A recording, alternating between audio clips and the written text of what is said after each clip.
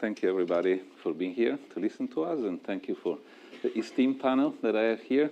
On my right, I've been told not to introduce my competitors, so you should look in the agenda, but on my right-hand side you have Niklaus Hilti, then Raffaele Dell'Amore from SIGLO, then you have Bachmann from Swiss Re, my old shop, and then Emily Birrell from Integral ILS. And the subject is about the private ILS fundraising conundrum. We had it for many, many years in different waves. You know, fundraising is, of course, something that is vital to our industry, is vital to our protection buyers in order to give consistency of cover. And but of course, it comes and goes with the market conditions. We had fantastic time for many, many years without any losses, and some people define that as a 1 in 200 year event, not having losses until 2017. And then we had a bit of fun from 2017. But that impacted a number of sectors within the insurance industry and third-party capital, shareholders to the insurance companies, investors in private ILS, sidecar investors, and therefore, you know, all of these dynamics have panned out in a different way. We here are actually trying to look at the benefit and the value that private ILS bring to portfolio construction, and trying to analyze some of the dynamics that have been behind that, and why we still see this.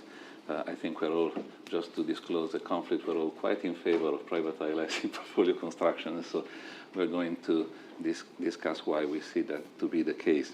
And I wanted to start with Niklaus. Now, I met Niklaus the first time over 20 years ago when Judy Klagman, the head of Swiss Re Syndicate at the time, when I was at Swiss Re, said, go and sell him a cat bond on Eurowind for EDF. Make sure you get an order, because that's quite an important guy. And that tells you how long ago this has happened.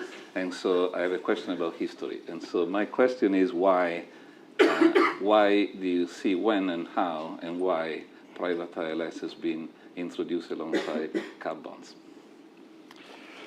Yeah, it has been a long time, and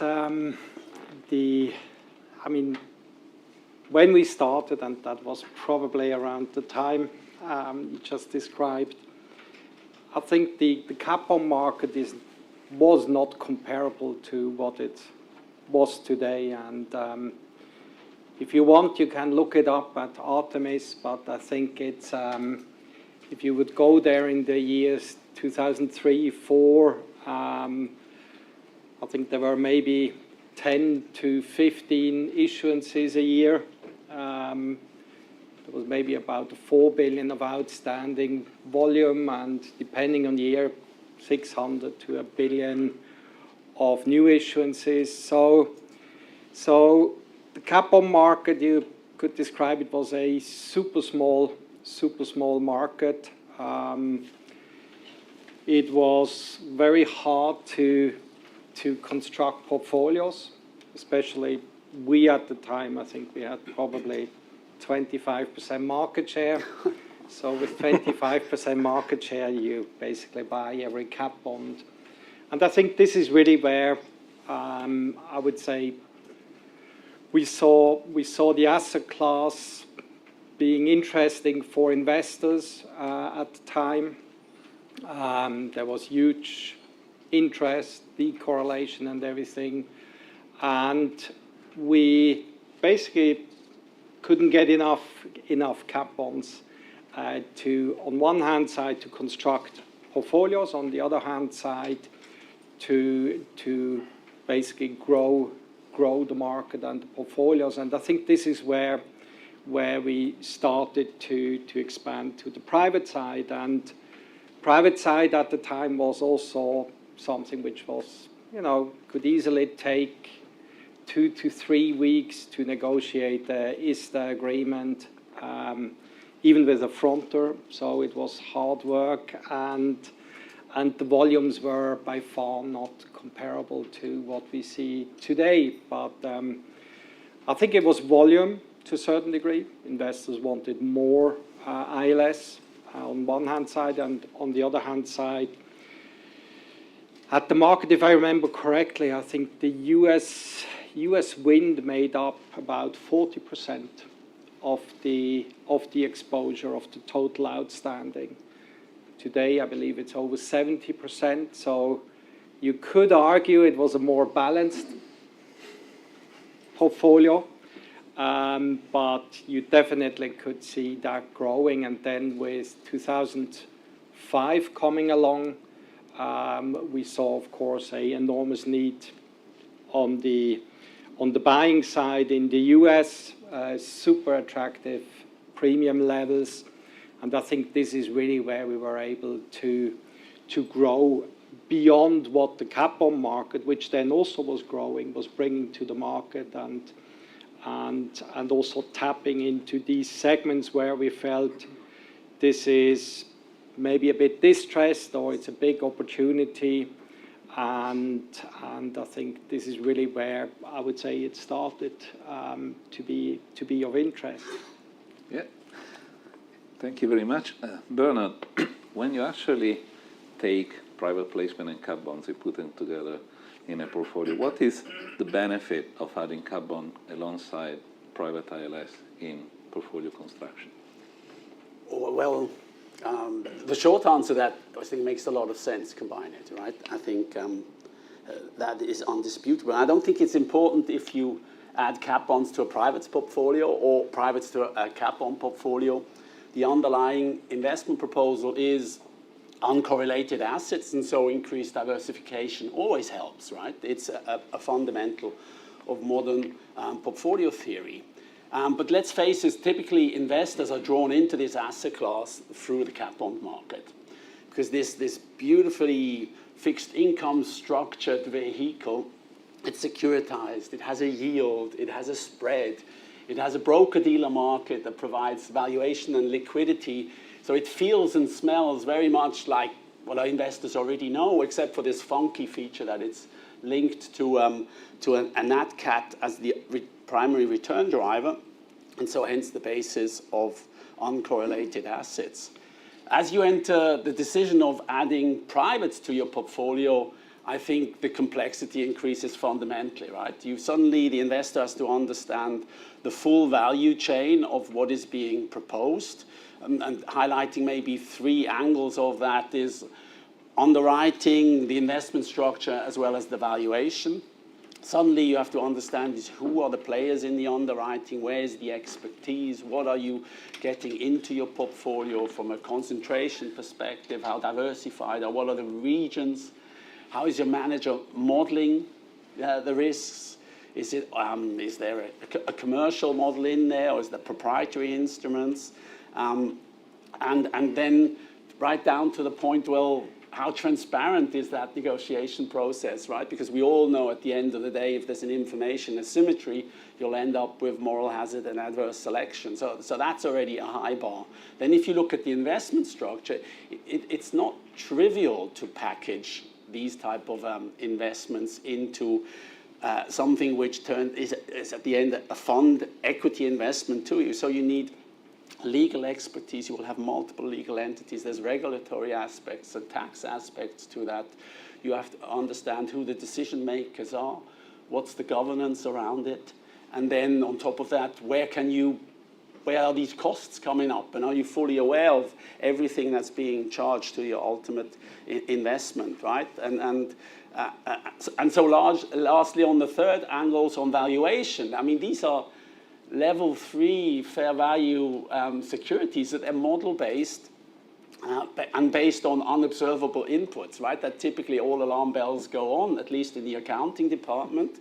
So you have to understand these models, you have to see how it's being valued, the governance around it in orderly times, because it's a private market transaction, so exit strategy should always be part of your investment decision, and that value is going to determine that exit value in orderly times, but more importantly in unorderly times, right? As events come in, and Niklaus and you have highlighted some of those elements, valuation can come tricky, and if you're adding buffers to your loss reserves, The industry refers to trapped capital. The hedge fund industry more to side pocketing. Suddenly, your investment is much more complicated, right? So looking at that complexity, I think you want to back off and go, no, I still think the investment case is compelling. And what are your options? Well, the options is, firstly, do your homework, right? Do the due diligence. It's painful, but it's an exciting asset class. I would highly recommend you to do so. But very few investors have those resources in their multi-asset class portfolio. This is niche, so maybe you don't want to commit that time. The second option is find a reliable partner, right?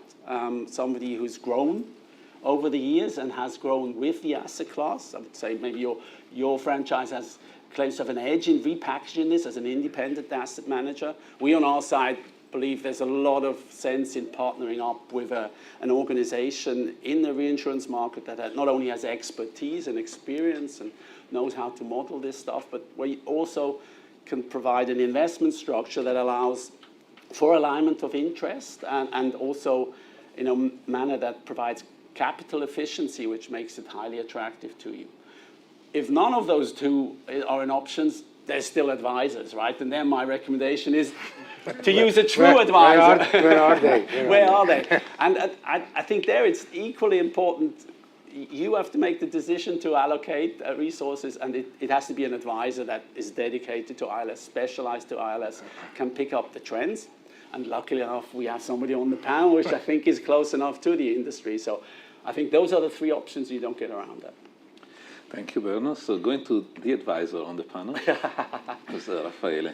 So over the years, we had different pricing environment for traded assets and private ILS. And we use the word sometimes decoupling to indicate times where cat bonds were returning less than private ILS for the same risk profile.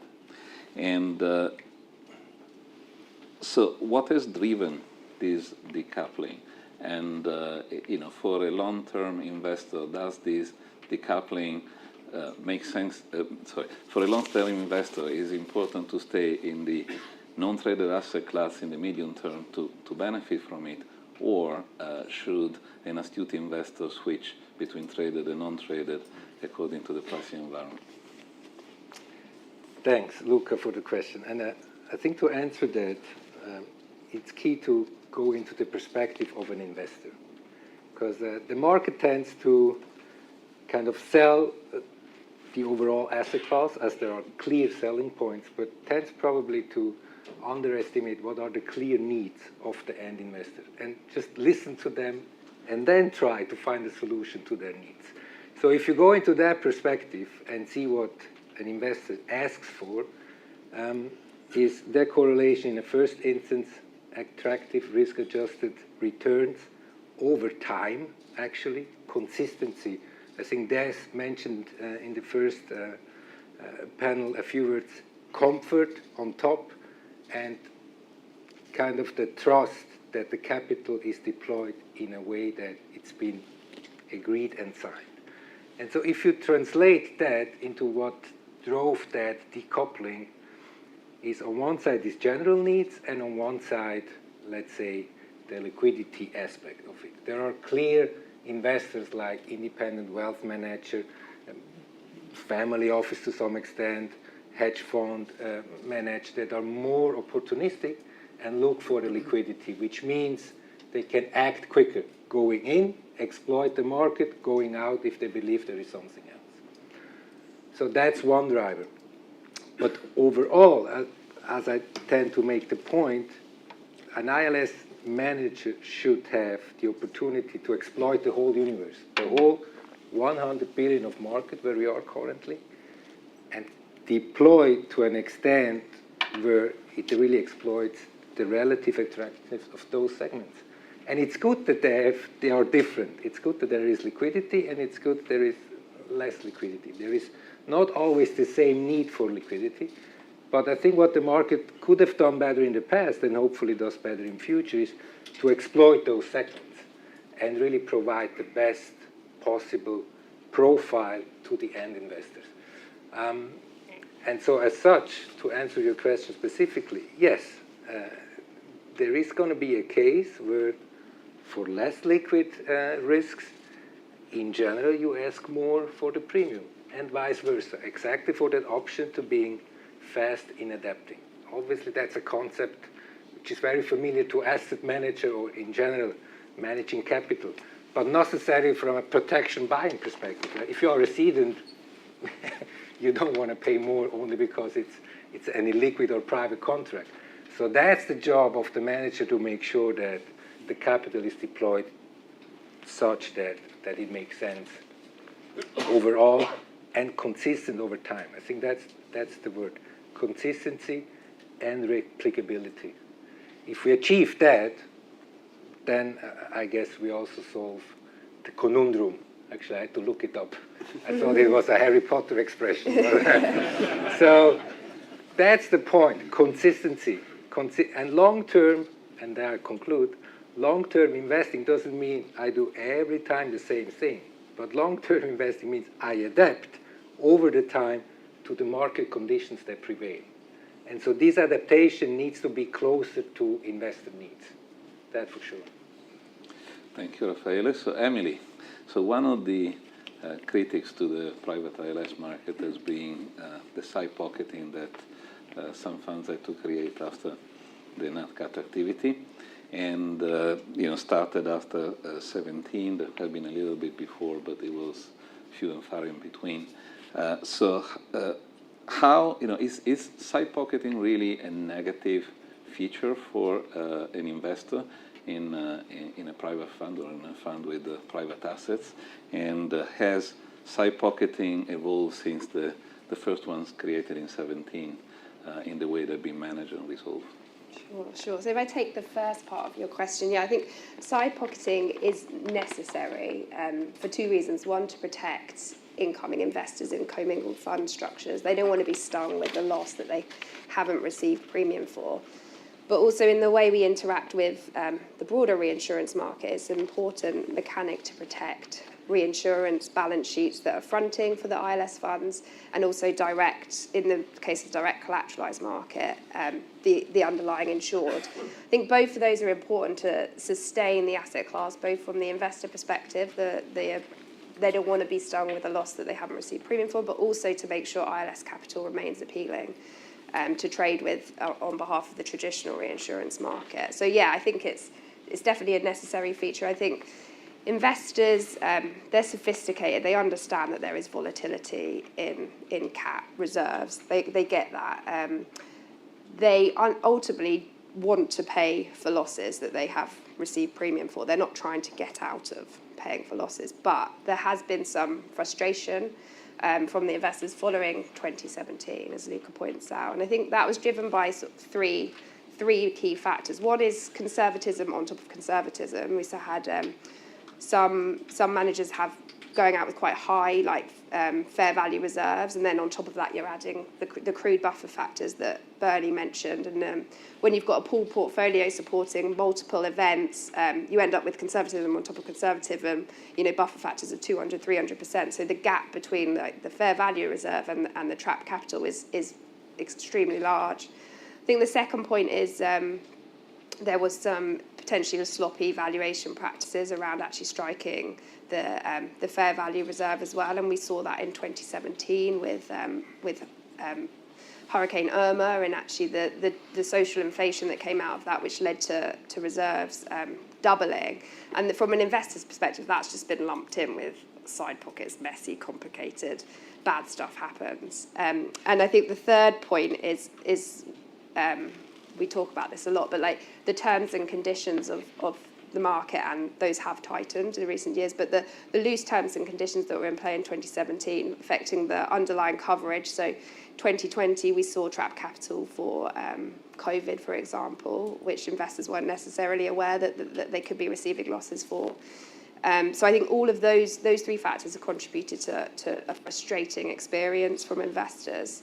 I think moving on to your second part of the question of how it's improved, yes, I think we've come on leaps and bounds since 2017. I think the way that managers are striking NAVs, I think, is more diligent, and there's been more resources put into making sure that fair value estimate from the offset is a better number. I think initiatives like the SBAI valuation toolkit that we've been involved in helping with have been really helpful, and also getting independent valuations in more regularly. I think investors really like that comfort. I think education, well, investors have experienced side pockets now, so they're not as surprised when it happens. I think they're better educated investors around the practices of side pockets. And I know from my experience, side pockets used to be something that came up in the final stages of due diligence. Tell me about your side pocket practices pre-17. But now it's often a question we're asked in our initial meeting. So it's front of mind for investors, and therefore they are better educated on the topic. The tightening of terms and conditions since 2017, I think that's helped as well. Clean up the product and make it minimise trapped capital. Back in 2016, there was products out there that were providing coverage for US severe convective storm in the Midwest, and we sort of modelling that as a 1 in 10 probability of attachment, but 9 in 10 probability of getting trapped capital, and those are sort of aggregate structures. So those structures aren't coming into the ILS market as well, which I think is cleaning up the environment for investors. And I think the most important thing is the mechanics around trapped capital are improving, and I think particularly for managers that have access to a stable rated balance sheet. At Integral, it was fundamental to setting up the platform that we had efficient capital roll mechanics and minimising trapped capital with our relationship with a fronted balance sheet. I think other managers are working towards the same.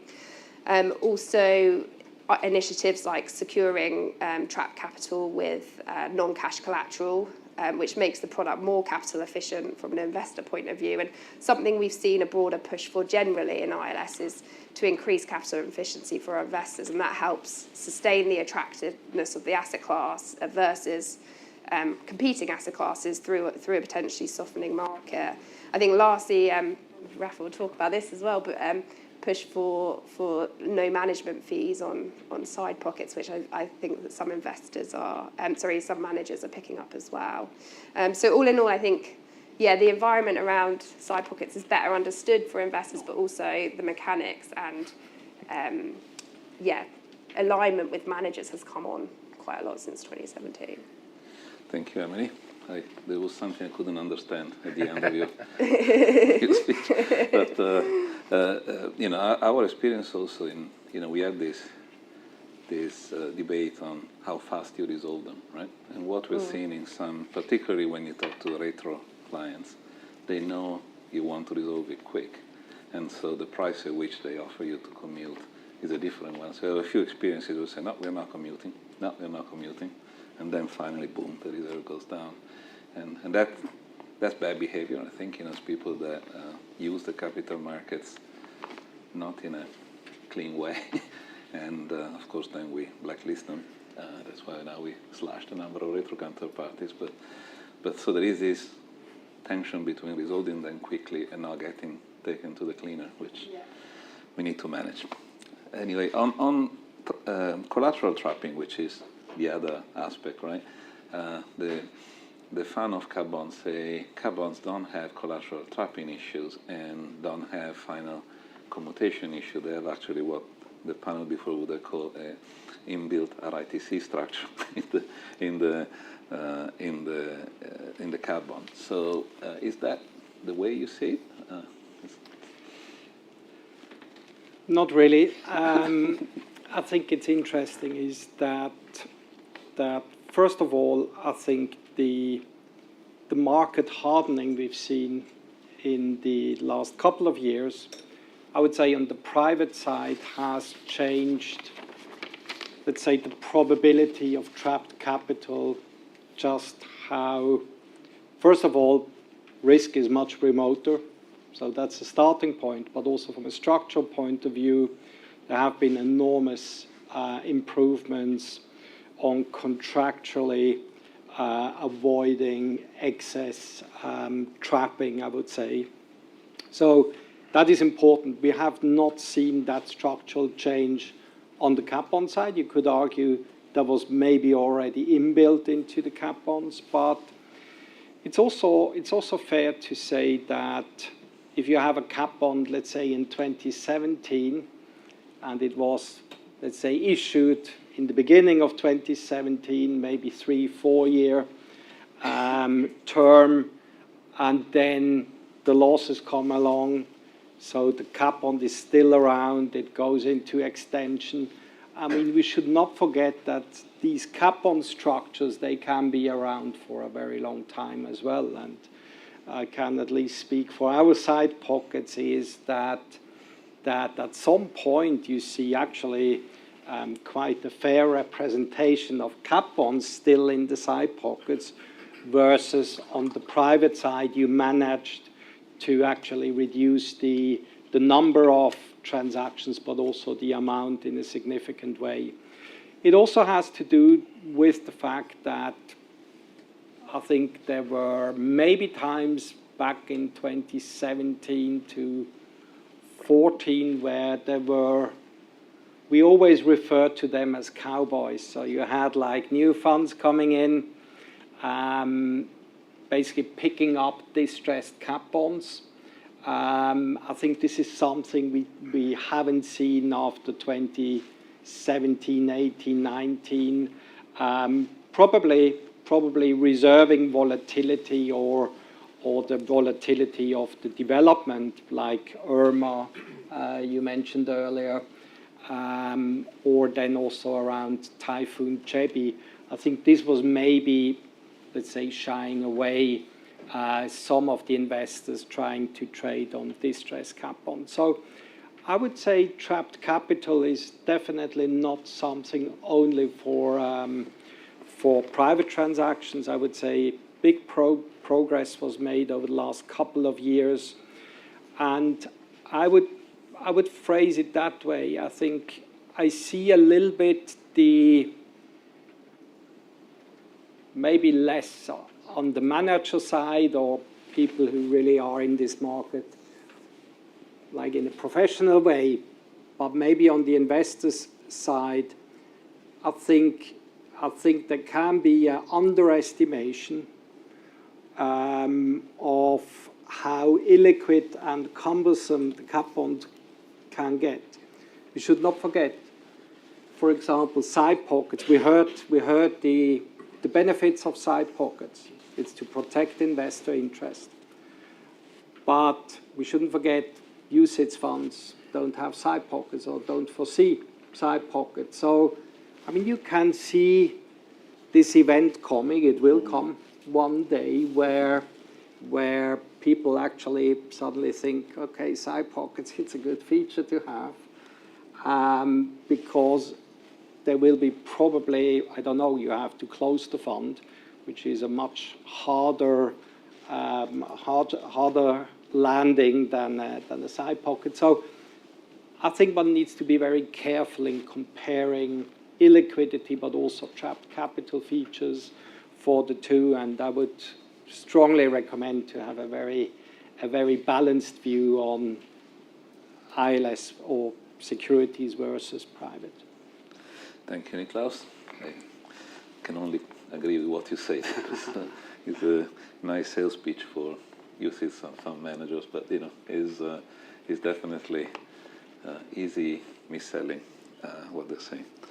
Raffaele, going forward from what you were saying earlier in terms of the premium offered by private ILS, first of all, does private ILS have to pay a premium over the corresponding liquid asset based on its illiquidity feature, and how much liquidity, if yes, how much liquidity premium should it be relative to the traded price? Right. Well, I guess that's also a key aspect of, and which differs by perspective.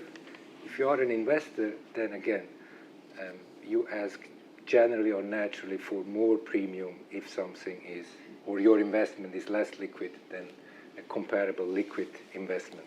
I guess we all experience that when we negotiate mortgages or the similar.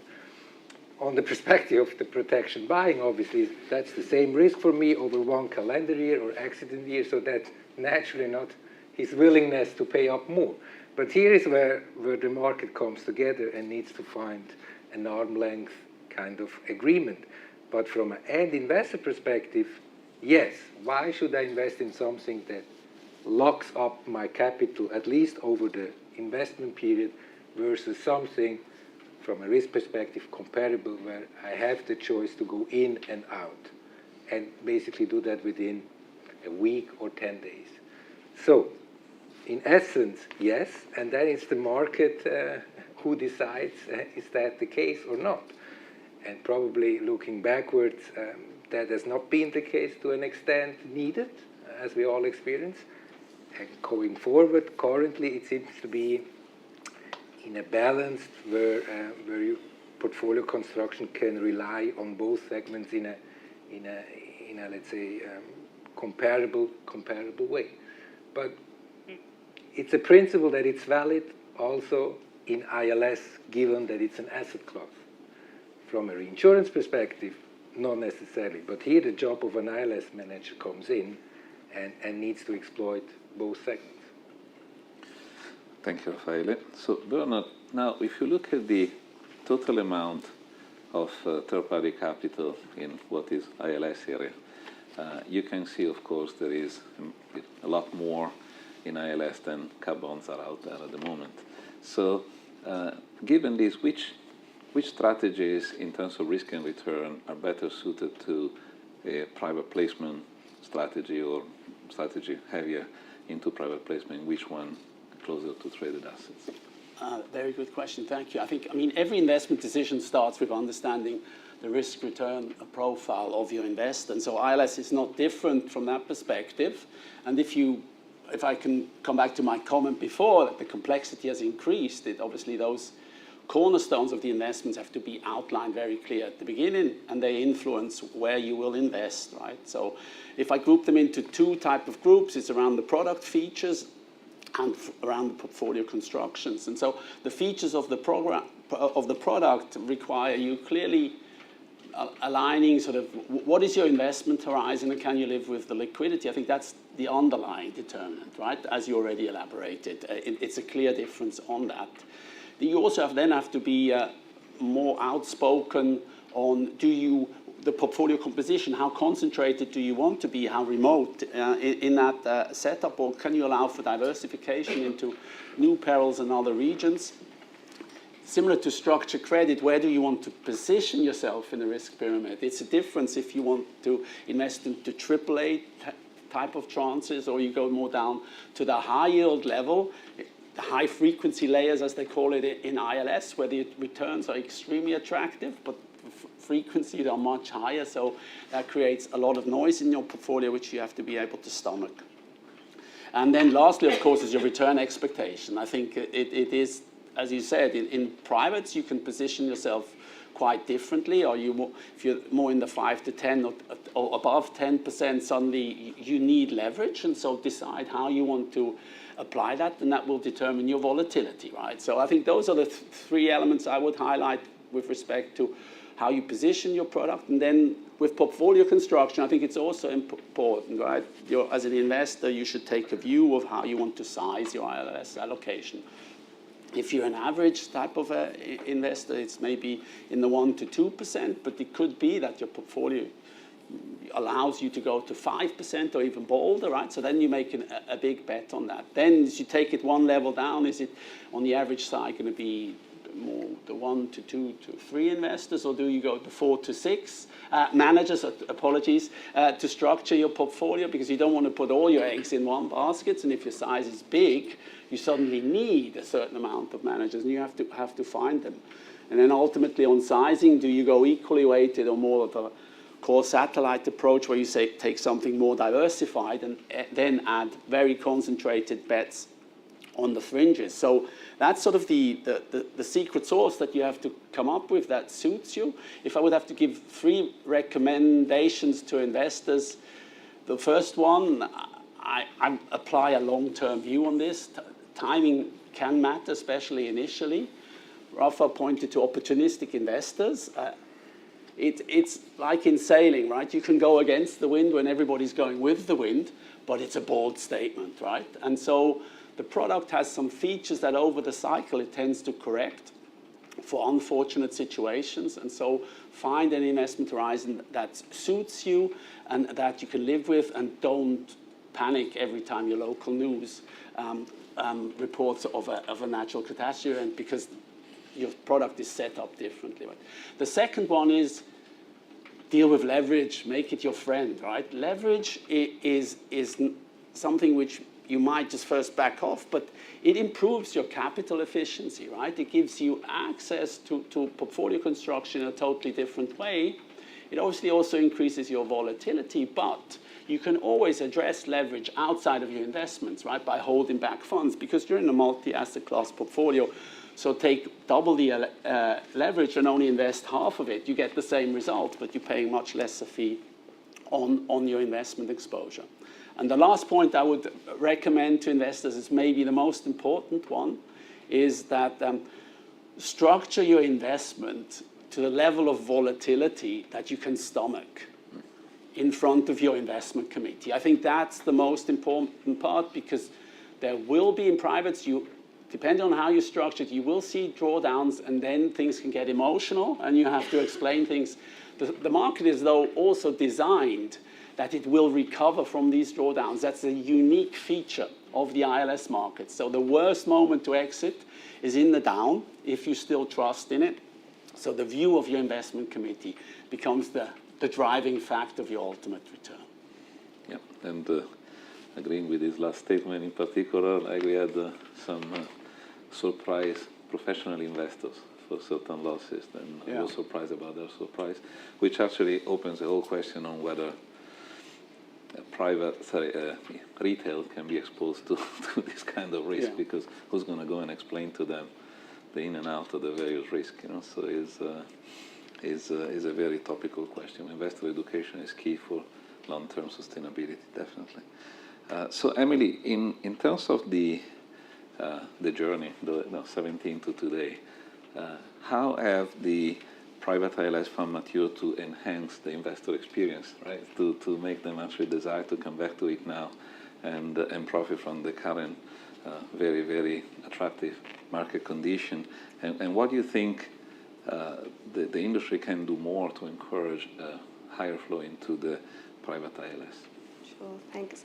So if I start by framing some of the unsatisfactory experience investors have had for the period of time, I think in order of impact, the feedback we've seen from investors is, I think one has been a slow recognition from the industry to realise the impact of the warming climate change on hurricane and other weather-related perils, which has resulted in investors receiving inadequate premium for the risk that they have received. I think another factor which I touched on in my previous answer is inefficient capital structures, which was driven by side pocketing and also loose terms and conditions. And then thirdly, I'm going to mention fees again, which Luca might not like, but fee structures that weren't necessarily aligned for the investor and the manager. So we had in the industry there was performance fees with no hurdles, and fees on side pockets, which are not necessarily in the investor's best interest. I think if we go one step up and talk about the broader sort of macro factors that have been headwinds for the industry as a whole, both cat bonds and private ILS, to raise capital. There's been a lot of volatility in the broader markets, which have consumed investors' time. So got high inflation, high interest rates, rallying of traditional asset classes. I think that's all taken investors' interest, and as Bernie touched on, there's very few investors or consultants that have a dedicated ILS person. So most investors, you've got one guy, girl looking at this for half an hour a week, and I think in this panel we've all agreed that both cat bonds and private ILS play an important role in portfolio construction, and that we should be considering the whole investable universe when designing a product for our clients. It's not one against the other unless there's specific regulatory or liquidity constraints, as Rafa talked about.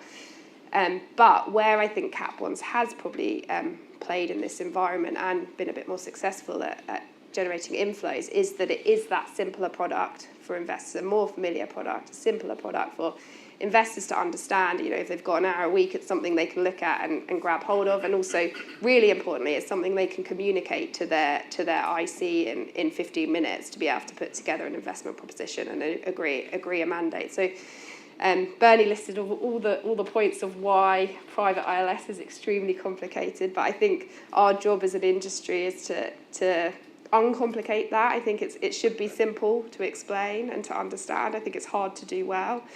But I think that's what's going to help encourage flows into the ILS, like generating interest with that particular individual that's sat in that seat that's responsible for ILS is really important. Also making their job easier so they can take it to their IC and say, hey, it's not that complicated, this is how it works. If we look at how the good news of what things have changed since 2017, I think the market is reflecting the increased risk from climate change in premiums since 2023, and we think that's a structural feature that's here to stay. As capital efficiencies improve, we talked about this earlier, there's tightening of terms and conditions and also side pocket mechanics. I think there's been a push for fairer fee structures as well for investors, either the introduction of hurdles, high watermarks, or moving to management fee only structures, which makes a lot of sense in this asset class.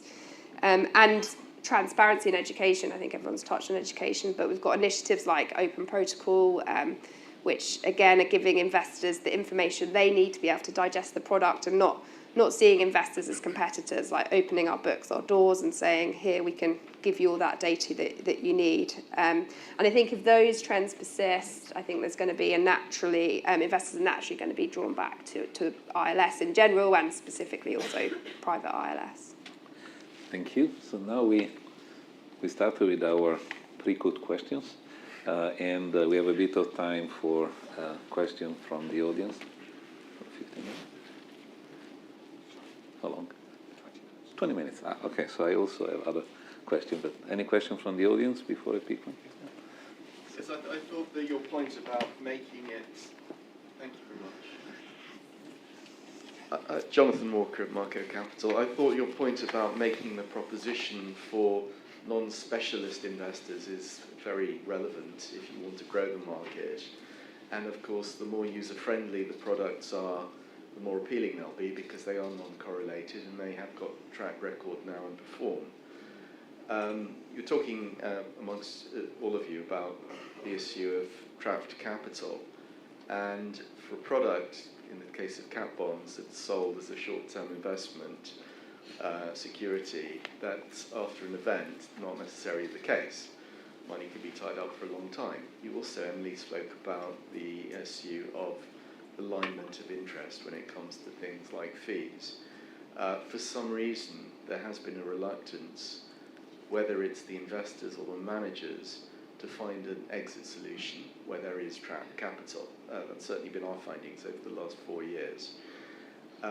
Going forward, we had a session earlier for Lloyd's where the RITC was given as a really important attractive feature of the marketplace. The investors are in for 3 years, and all things working out as they're meant to, it is only 3 years, and in some cases less than that, where you can prove that there's performance in the portfolio.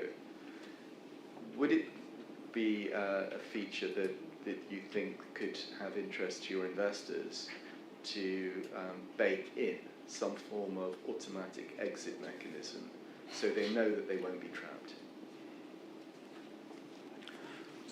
Personally, in private ILS, and I see these issues in the RITC, the only automatic mechanism starts from the seeding company reserves, and then is monitored by advisors that are paid by the seeding company.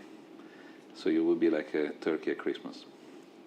So you can get out early, but not at your best price. So the question is, are you a short-term investor who needs the money now, or a long-term investor who actually want to get the best result, right? Because I do see personally, I don't know, some reserving behavior is just out here, and then they say, you can commute here, and then when they have to adjust the reserve, boom, right? Now, you're paying this price difference for speed.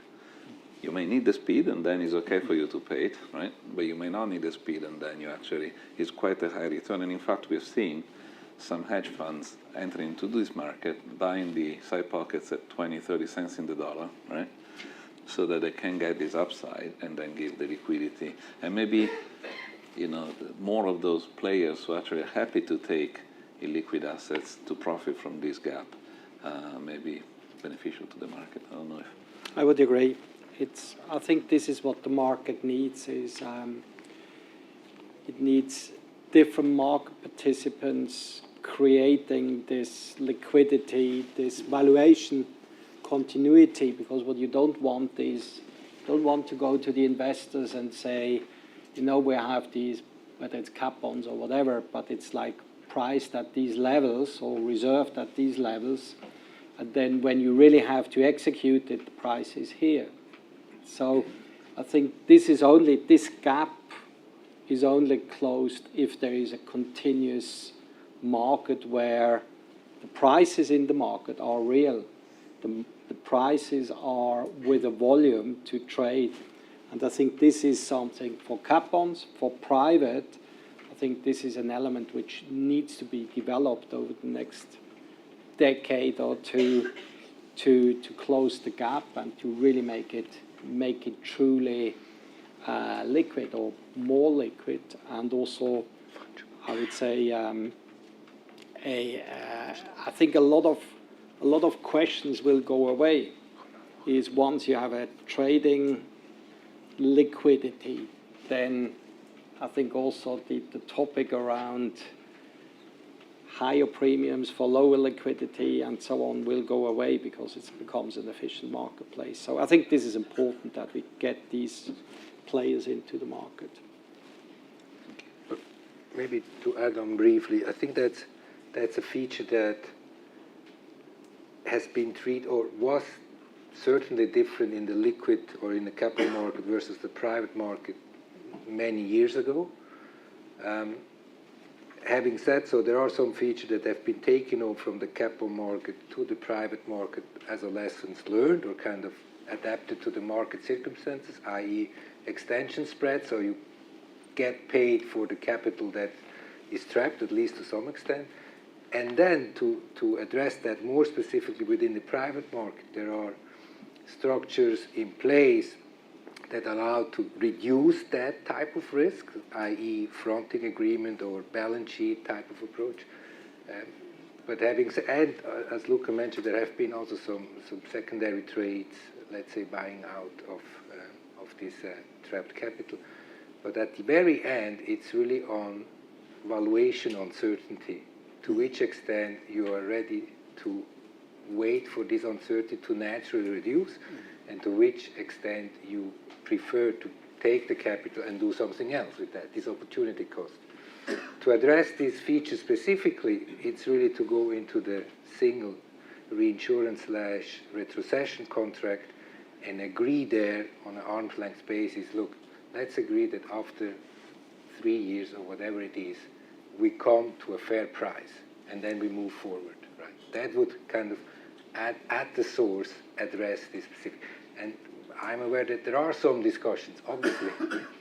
It's not going to change immediately, but discussions are taking place into that direction, especially if there are ILS investors in the back. For a traditional reinsurer, this is less of an issue.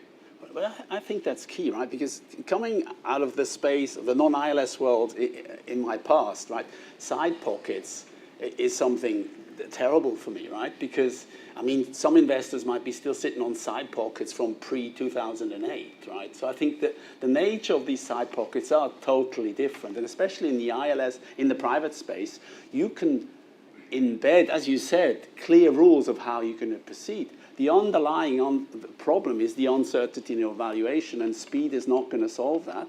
But you can outline, I think in the private space, it's very easy to say, look, this is how we're going to proceed, and your maximum exit point is this.